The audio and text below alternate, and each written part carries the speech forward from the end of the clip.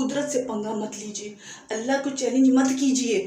آپ کچھ بھی نہیں ہیں، آپ کی ذات کچھ بھی نہیں ہے۔ موت اور زندگی اللہ کے ہاتھ میں ہے۔ روپیہ پیسہ اللہ نے دیا ہے، جو آپ کے پاس ہے وہ رب کا ہے۔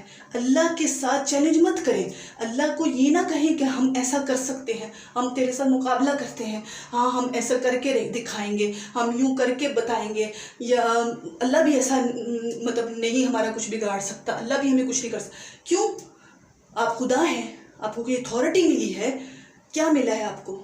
تو یہ چیزیں ہم دیکھیں کہ ٹائٹینک جو ہے وہ ڈوبا اور عبرت کا نشان بن گیا، ایک خوفناک جو ہے وہ عبرت کا نشان بن گیا، وہ ایک ایسی جو ہے وہ خوفناکیت کا نشان بن گیا، لیکن جو اس کو دیکھنے گئے وہ بھی ڈوب گئے۔ اس سے اندازہ لگا دیجئے کہ کیسا غضب ہے اس ٹائٹینک پر اللہ کا، اور اس کو جب دیکھنے کو جاتے ہیں لوگ، اس کی جو ہے وہ شوق میں اس کو بہت دلچسپی کے ساتھ اس چیز کو لیتے ہیں، تو اللہ کا غضب پھر اس طرح سے بھی ان لوگوں پہ بھی پڑ جاتا ہے جو اس کو دیکھنے کے شوق میں جا رہے ہوتے ہیں، جیسے یہ بہت کوئی خاص اور کوئی اسپیشل چیز ہے، اور اللہ نے اس کو خاص اور اسپیشل نہیں بنایا، وہ عبرت کا نشان بن کے ابھی بھی موجود ہے۔ اور اللہ بتاتا ہے کہ جو چیز اللہ کے غضب کا شکار ہو جاتی ہے وہ پھر گر جاتی ہے، اور وہ پھر گہرائیوں میں ڈوبتی چلی جاتی ہے، اور یوں زمین بوس ہو جاتی ہے۔ اور جو اس چیز کو بہت